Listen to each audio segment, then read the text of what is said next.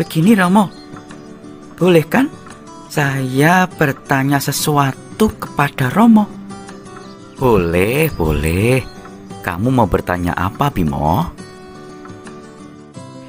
Begini Romo, saya ingin bertanya, bagaimanakah roti dan anggur bisa berubah menjadi tubuh dan darah Kristus? Saya itu bingung loh Romo. Oh, itu yang ingin kamu tanyakan, Bimo. Romo ingin bertanya, berat badanmu berapa? Kayaknya kamu cukup gemuk ini. Oh, berat badan saya 65 kilo Romo.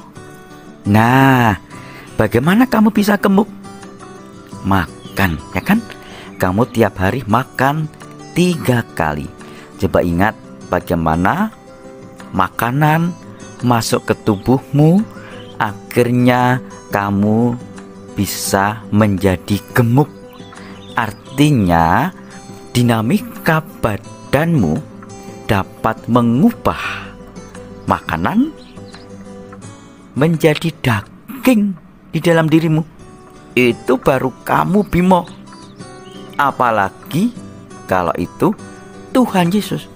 Pasti sangat-sangat mudah untuk mengubah roti anggur menjadi tubuh dan darahnya. Lalu yang kedua, bagaimana Kristus dapat berada dalam hosti yang kecil? Itu saya juga nggak mudeng Romo. Nah, untuk menjawab itu, sekarang mari Romo ajak Bimo untuk jalan-jalan keluar sebentar. Kita melihat pemandangan alam di luar sana. Oke, mari.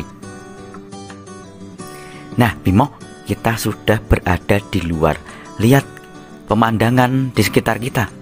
Ada gunung, ada sawah. Kamu bisa melihatnya. Gunung sebesar itu bisa masuk ke dalam matamu yang kecil itu, ya kan? Nah, itu adalah matamu. Apalagi kalau yang berkarya itu adalah Yesus yang adalah Tuhan. Sangat mudah untuk membuat tubuhnya berada dalam hosti kecil yang kita terima dalam Ekaristi. Apa yang tidak mungkin bagi Tuhan untuk membuat itu semua, ya kan? Ya Romo, saya paham sekarang. Lalu bagaimanakah Kristus dapat hadir dalam semua gereja pada waktu yang bersamaan? Itu juga ingin saya tanyakan Romo. Jawabnya apa Romo? Gini aja, sekarang kita pulang dulu. Romo ingat tadi koster gereja itu menjatuhkan sesuatu dan pecah. Yuk kita lihat yuk. Kita pulang sekarang ke gereja ya. Kita sudah sampai. Tadi koster gereja memecahkan cermin. Coba lihat, itu masih ada pecahan-pecahan, kamu lihat di cermin itu ya. Oh iya Romo, saya akan coba lihat di atas cermin ini ya. Nah, Bimo bisa melihat tadi wajahmu ada banyak di atas pecahan-pecahan cermin itu. Cermin saja bisa membuat wajahmu banyak. Apalagi kalau itu Tuhan Yesus, untuk membuat Ia hadir di banyak tempat dalam waktu yang bersamaan. Pasti bukanlah hal yang sulit bagi Tuhan Yesus, karena Dia adalah Tuhan. Nah, ya kan? Kamu mengerti sekarang, Bimo? Para Romo, Buder, Suster, saudari, saudara, juga anak-anak yang terkasih, apa kabar? Semoga semua selalu dalam keadaan sehat. Minggu kemarin kita merayakan Hari Raya Tritunggal Maha Kudus. Nah, kita akan meneruskan refleksi kita dengan merayakan Hari Raya Tubuh dan Darah Kristus pada minggu berikutnya.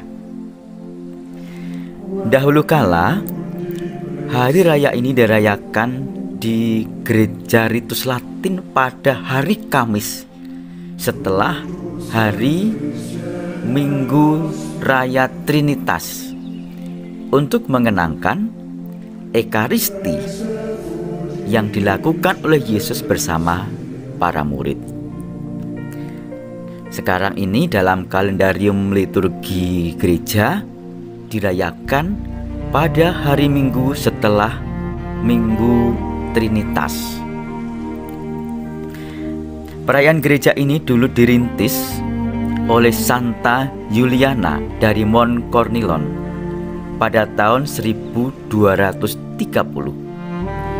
Dia adalah suster dari kongregasi Agustinian di Lege, Belgia, yang mempunyai semangat devosi kepada sakramen Maha Kudus dan berharap diadakan pesta ini dalam kalender liturgi gereja.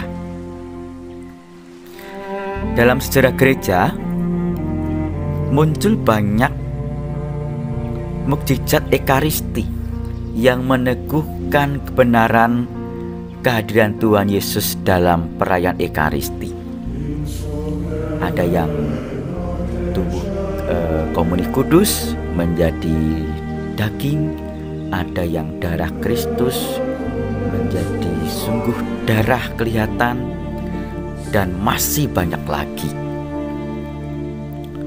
Salah satunya dari sekian banyak mukjizat, pada tahun 1263 di Bolsena, Italia, dialami oleh seorang Romo, yakni Romo Peter, seorang imam dari Jerman. Ia sempat meragukan kehadiran nyata Yesus dalam Hosti Kudus. Namun tiba-tiba dalam suatu Ekaristi yang ia rayakan di gereja Santa Cristina, hosti yang dikonsekrir mengeluarkan darah. Sampai sekarang darah dan korporal itu masih tersimpan di Bolsena. Paus Urbanus IV setelah mengadakan penelitikan yang seksama, termasuk dengan menggunakan ilmu positif, mengakui sebagai mukjizat dan akhirnya juga menetapkan Hari Raya Tubuh dan Darah Kristus yang sekarang ini selalu kita rayakan seminggu setelah Hari Raya Tritunggal Maha Kudus. Paus Urbanus juga meminta kepada Santo Thomas Aquinas untuk merumuskan tata cara dan doa khusus untuk menghormati tubuh dan darah Kristus. Doa rumusan Santo Thomas Aquinas itu sekarang kita kenal dalam syair lagu Pangilingua, khususnya bait 5 dan 6 yang kita lebih mengenal dengan istilah lagu Tantum Ergo, yang kita hidungkan setiap kita melakukan adorasi bersama pada hari Jumat pertama. Dalam syair Tantum Ergo itu kita menemukan sintesa teologis iman gereja terhadap tubuh dan darah Kristus.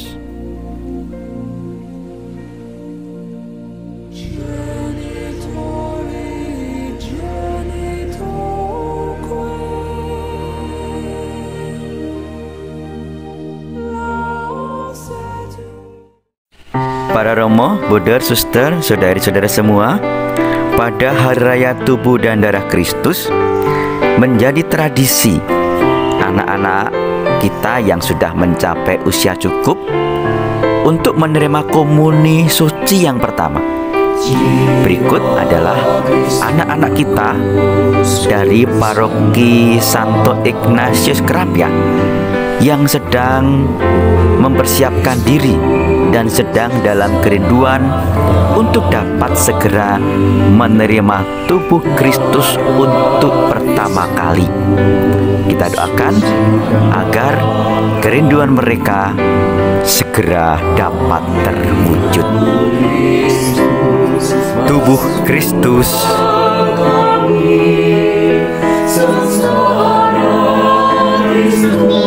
tubuh Kristus,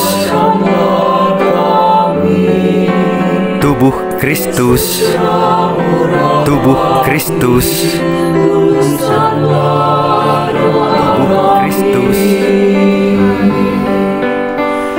tubuh Kristus, tubuh Kristus, tubuh Kristus, tubuh Kristus, tubuh Kristus, tubuh Kristus, tubuh Kristus, tubuh Kristus, tubuh Kristus. Amin. Bagi para romo, suster, dan bapak ibu semua, mungkin ini yang pertama dalam sejarah bahwa komuni pertama yang kami rindukan ternyata kami terima sebagai komuni batin. Doakan agar virus corona segera teratasi dan kami bisa segera menerima komuni suci yang sesungguhnya, bukan hanya komuni batin. Tuhan Yesus, aku rindu.